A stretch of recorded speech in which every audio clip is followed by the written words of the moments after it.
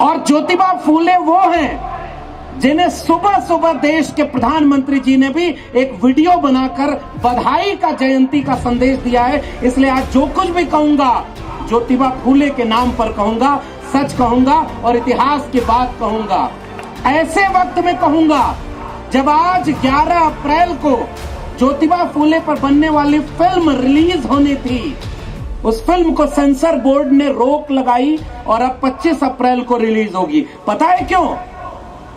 क्योंकि इस फिल्म में ट्रेलर में दिखाया गया कि जब सावित्रीबाई फूले स्कूल में बच्चों को पढ़ाने जा रही थी तो उनके ऊपर पत्थर फेंकने वाले, मैला फेंकने वाले, कचरा फेंकने वाले कौन लोग थे। अचानक से उन लोगों की भावना आहत हो गई, उन्होंने उस पर आंदोलन कर दिया। ये वाला सच मत दिखाओ, हमारी भावना खराब है, आहत हो जाएगी। ये वाला सच मत दिखाओ सिनेमा में। ये मत कहो कि हमने क्या कहा। एक तरफ इस देश में सिनेमा बन रहा है और फिर से मैं नाम नहीं लूंगा, उस सिनेमा के निर्देशक को माफी मांगनी पड़ी कि उसने गलत इतिहास दिखाया, छत्रपति का नाम लेकर सिनेमा बनाया। और उसकी मंशा क्या थी ये बाद में पूरे देश को समझ में आया। सिनेमा की मंशा अगर हिंसा फैलाना हो जाए, ज्योतिबा फूले पर जो सिनेमा बन रहा था उसका मकसद ये नहीं था कि हिंसा फैलाओ। ज्योतिबा फूले ने अपनी किताब में कहीं नहीं लिखा कि जिन्होंने सावित्रीबाई फूले के ऊपर पत्थर मारा, कल तुम ताकतवर हो जाना तो उनके ऊपर पत्थर मारना, गोबर फेंकना, मैला फेंकना। ज्योतिबा फूले, सावित्रीबाई फूले जब रोई कि हमारे ऊपर पत्थर फेंका जा रहा है स्कूल में बच्चों को शिक्षा देने, तब मैं कैसे पढ़ाऊं, ज्योतिबा फूले ने कहा हजारों साल से यह अन्याय हमने सहा है, आगे भी सहेंगे, लेकिन हमारा रास्ता गलत नहीं है, हम हिंसा नहीं करेंगे, उन्हीं के बच्चों को पढ़ाएंगे जो आपके ऊपर पत्थर और गोबर फेंका करते हैं। उन्होंने बदला नहीं लिया। बाबा साहब डॉक्टर अंबेडकर जब उन्हें मौका मिला तो उन्होंने इस बात का बदला नहीं लिया कि उनके पुरखों के ऊपर उन्होंने अन्याय किया था। और आज इस मुल्क में यह सबक सिखाया जा रहा है नई पीढ़ी के बच्चों को कि 300 साल पुरानी कब्र खोद करके बदला लेना है, 500 साल पुराने इतिहास का बदला लेना है। कल्पना करो कि 5000 साल का अगर बदला लेने के लिए इस देश के बहुजन विचारक अगर लिख गए होते तो हिसाब देना कितना मुश्किल हो गया होता। इस बात की यहां से ऐलान सोचिएगा।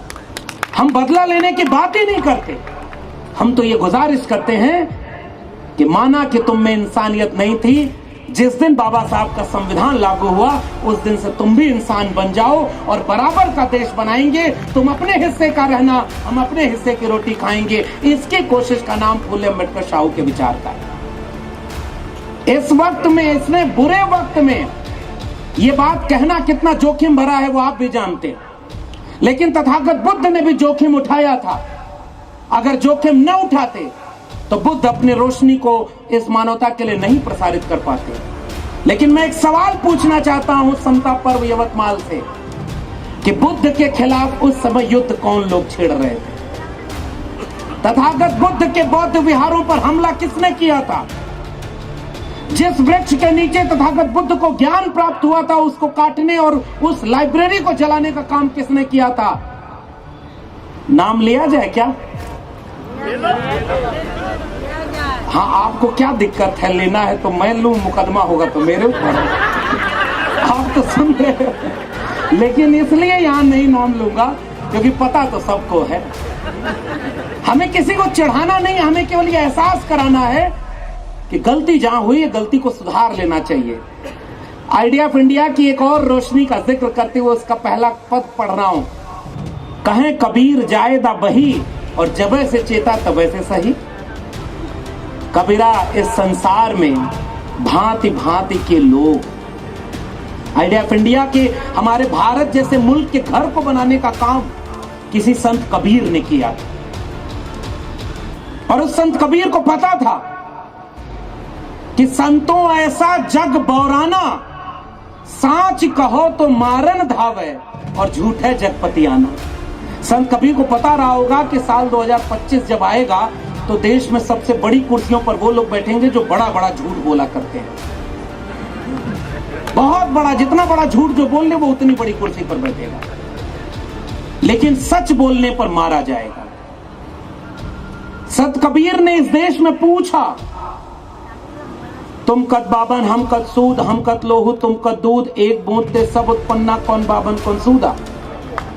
संत कबीर ने इस देश में पूछा, काकर पाथर जोड़ के मस्जिद लई चिनायता, चढ़मुल्ला बाग दे क्या बहरा हुआ खुदाए, तो पाहन पूजे हरि मिले तो मैं पूजो पहाड़ ताते ये चाकी भली पीस खाए संसार, अरे इन दो राह न पाई, हिंदुन की हिंदुआई देखी तुर्कन की तुर्काई, अरे इन दो राह न पाई। संत कबीर ने पूछा कि माटी का एक नाग बनाकर पूजे लोग लुगाया, और जिंदा नाग घर में जब निकला ले लाठी दौड़ाया। और आज से 700 साल पहले हमारे पुरखे कबीर आइडिया ऑफ इंडिया में एक एक ईंट जोड़ करके एक मकान बना रहे थे जिसका नाम था भारत। उस ईंट में तर्क था, वैज्ञानिकता थी, पाखंड और अंधविश्वास का विरोध था। मछली न तरी जिसका गंगा में ही घर है। और मैं तो यूपी वहीं का रहने वाला हूं। चंद रोज पहले बताया यह जाता है कि आधा देश वहीं था। समझदार को इशारा काफी। झूठ को सच से हराया जा सकता है। संत कबीर ने किसके लिए पूछा? मन न रंगाए रंगाए जोगी कपड़ा।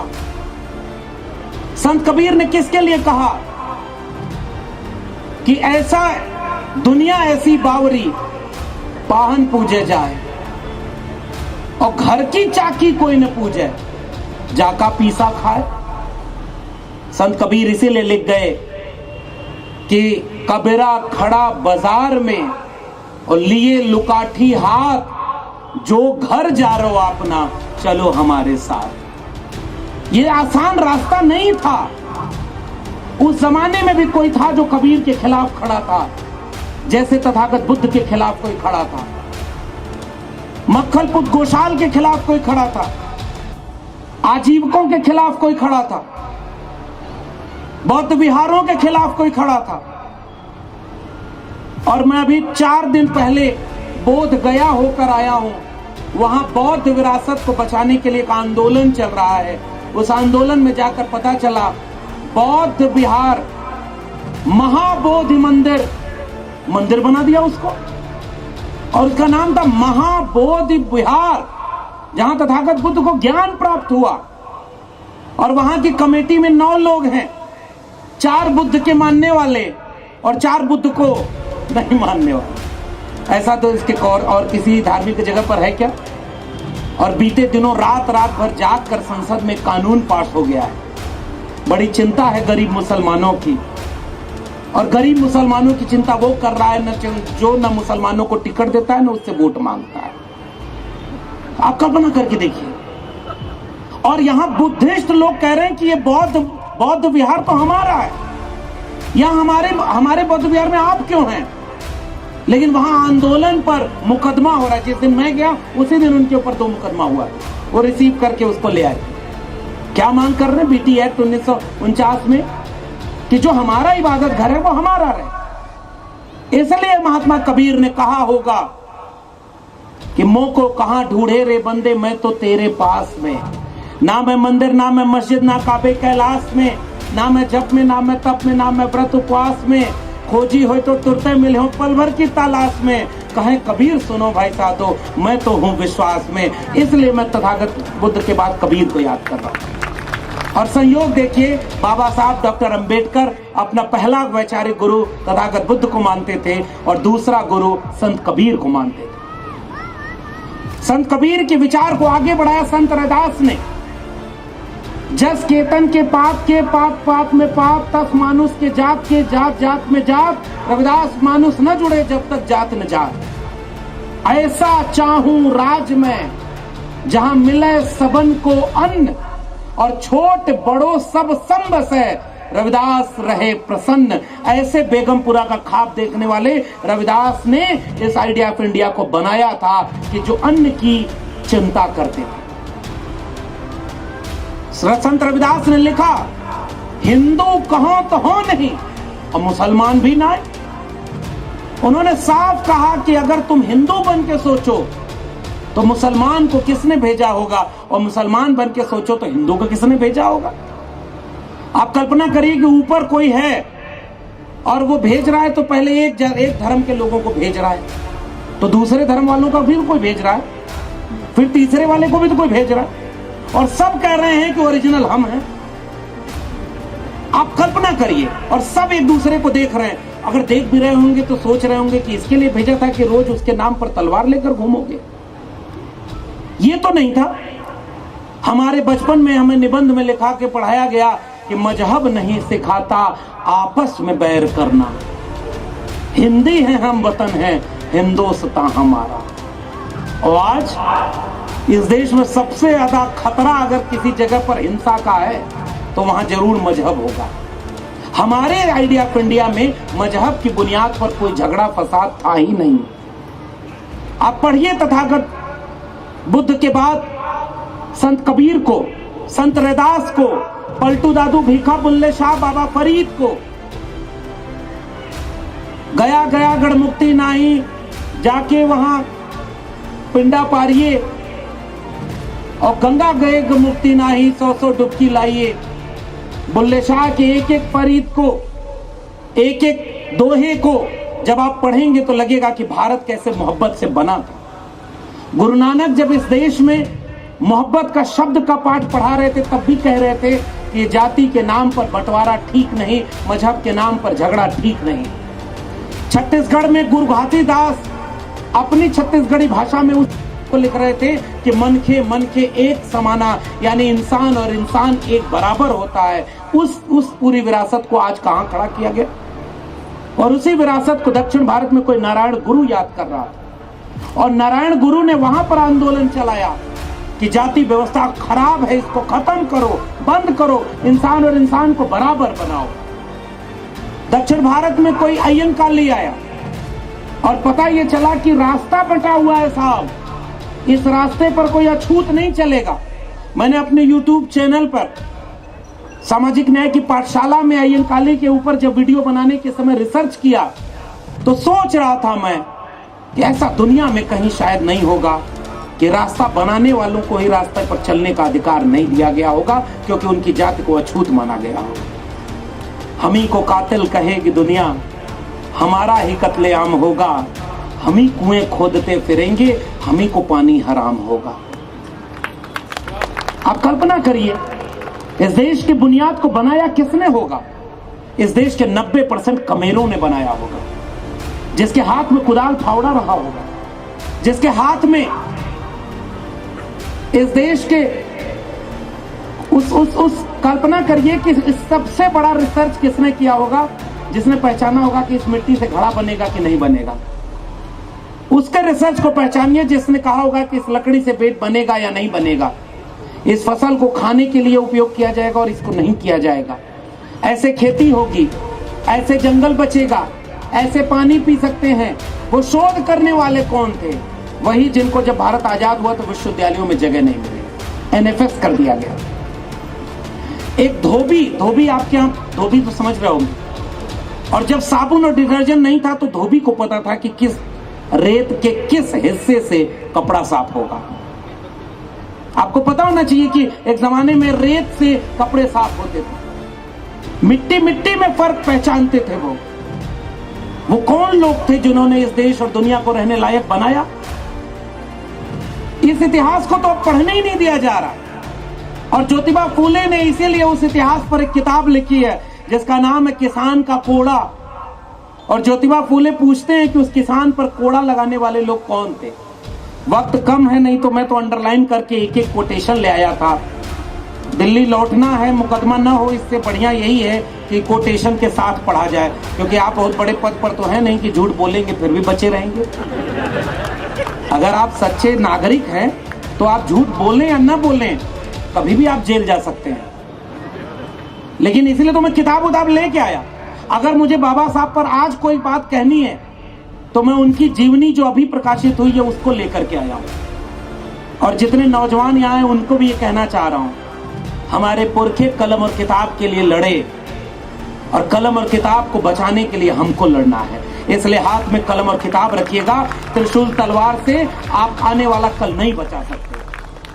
और कुछ लोग हैं जो अपने बेटा बेटी को अच्छे स्कूल में पढ़ा रहे हैं, विदेश में पढ़ने भेज रहे हैं, और देश के आपके हमारे घर के बच्चों को कहते हैं कि पढ़ लिख करके क्या करोगे जब धर्म ही नहीं बचेगा, पढ़ लिख करके क्या करोगे जब देश ही नहीं बचेगा। तो आपके घर का बेटा बेटी जिसको अच्छी शिक्षा नहीं मिली, जिसको अच्छा रोजगार नहीं मिला, उसको भी मन में कुलबुलाहट आती है, अच्छा धर्म खतरे में है, तो धर्म बचाने आपके घर का बेटा बेटी चला जा रहा है। और उनके घर का बेटा कहां जा रहा है? एक बेटा है जिसको बैट बल्ला पकड़ने नहीं आता, पहले वो बीसीसीआई का चेयरमैन बना और अब वो आईसीसी का चेयरमैन बन गया। और पिताजी क्या है? पिताजी देश दिल्ली में बैठे हैं, देश चला रहे हैं। यहां तोड़ो, यहां जोड़ो, इनको खरीदो, इनको बेचो, जो नहीं समझे उनको हड़का के देश चलाओ। और पिताजी कहते हैं परिवारवाद बहुत बड़ी चीज है। और जब कोरोना आया था तो उनके बेटे का बिजनेस 50 गुना ज्यादा बढ़ गया था। बेटा आज भी अंग्रेजी नहीं बोल पाता, लेकिन एकदम डिक्टो फोटोकॉपी है। पिताजी और बेटे का फोटो साथ में खड़ा कर दीजिए तो किसी तरह का कंफ्यूजन नहीं होगा। और बेटा आईसीसी, जो देश के सबसे, बीसीसीआई दुनिया का सबसे अमीर संस्था खेल की, और अब आईसीसी का चेयरमैन बना बैठा है। ये फर्क होता है। जो आपके बेटा बेटी की चिंता नहीं करता वो अच्छा पिता है, क्योंकि अपने बेटा बेटी को दंगे में नहीं भेजता, वो अपने बेटा बेटी को करोड़ों रुपया कमाने के लिए किसी और जगह पर भेजे हुए। और आपके बेटा बेटी को कहता है कि धर्म खतरे में, तू नहीं बचाएगा तो कौन बचाएगा। और जो हमारे आपके घर का बच्चा जो अपना स्कूल नहीं बचा पाया और जो अपना घर नहीं बचा पा रहा, और वो धर्म बचाने जा रहा। बचपन में पैदा हुआ तो सिखाया गया कि धर्म इस चीज का नाम है जिसमें भगवान इंसान की रक्षा करता है। और जैसे जैसे बड़े हो गए पता चला कि इंसान को भगवान की रक्षा करनी है। ये गलत है कि सही? ये तो आस्थावान लोगों को बताना चाहिए। आप बताइए ना। मैं उत्तर प्रदेश से आता हूं, और उत्तर प्रदेश में एक पोस्टर चला था जो आपको पता होगा, जो उनको लाए हैं हम उनको लाएंगे। समझदार को इशारा काफी, नाम लेने की क्या जरूरत है भाई। हम भी सजग होकर के बोलते हैं, क्योंकि हमको पता है कि जहां दिल्ली लौट के जाना, एक तरफ बुलडोजर खड़ा है और एक तरफ न्यायालय खड़ा है जहां आपके ऊपर कोई मुकदमा करके जेल में डाला जा सकता है। और मैं इसलिए ये बात बार बार कह रहा हूं कि नौजवानों, आपको भी कोई बात अगर कहनी है तो अपने समाज की बीमारी का इलाज उन डॉक्टरों के कथन से करिए जिनसे बेहतर न हम आज तक सीख पाए न बोल पाए। ये फूले और अंबेडकर से ज्यादा अच्छा इलाज कौन करेगा? इसलिए हम उनके कोटेशन के याद करते हैं। और फिर एक बात पूछना चाहते हैं कि अगर तुमने सिनेमा से वो दृश्य काटा, तो मैं पूछना चाहता हूं कि इतिहास में कल कैसे पढ़ाओगे? सिलेबस से मुगल काल गायब कर दिया। अब जब मैं चूंकि 14 साल विश्वविद्यालय में प्रोफेसर रहा और वहां हमने एनसीईआरटी का सिलेबस देखा साहब, वहां मुगल काल गायब कर दिया। अगर मुगल काल गायब करोगे तो इतिहास में कैसे पढ़ाओगे कि महाराणा प्रताप महान वीर योद्धा थे? तो बच्चा पूछेगा कैसे थे? तो कहोगे कि बहुत बड़ी लड़ाई लड़ी उन्होंने। तो कहे किसके खिलाफ लड़ी? तो कहोगे कि जुल्म के खिलाफ लड़ी, क्योंकि आपने वो वाला इतिहास इरेज कर दिया है, वो नहीं पढ़ाना है। घास की रोटी खाकर लड़े, तो कहे किस जुल्म के खिलाफ लड़ रहे थे? तो कहे एक राजा था, तो कहे उसका नाम क्या था? आखिरी में तो बताना पड़ेगा ना कि वो राजा कौन था जिसके खिलाफ वो राजा लड़ रहे थे। जैसे ज्योतिबा फूले अपनी किताब में गुलामगिरी में जितनी बात लिखते हैं, और उससे पहले एक और जरूरी बात, शिवाजी का पंवाड़ा एक किताब लिखते हैं। शिवाजी के ऊपर सबसे पहला ऑथेंटिक काम करने वाले नायक का नाम है ज्योतिबा फूले। बहुत सारे लोगों को पता ही नहीं था। आजकल वो रंग को टैली कर लेते होंगे कि अच्छा हमारा वाला रंग भगवा उनके भी रंग में है, तो यानी कि शिवाजी हमारे हो गए। और रिसर्च जब किया, एक किताब है शिवाजी कौन थे, आपने पढ़ी होगी आप लोगों के पास अगर वो किताब ना हो तो, गोविंद पंसारे।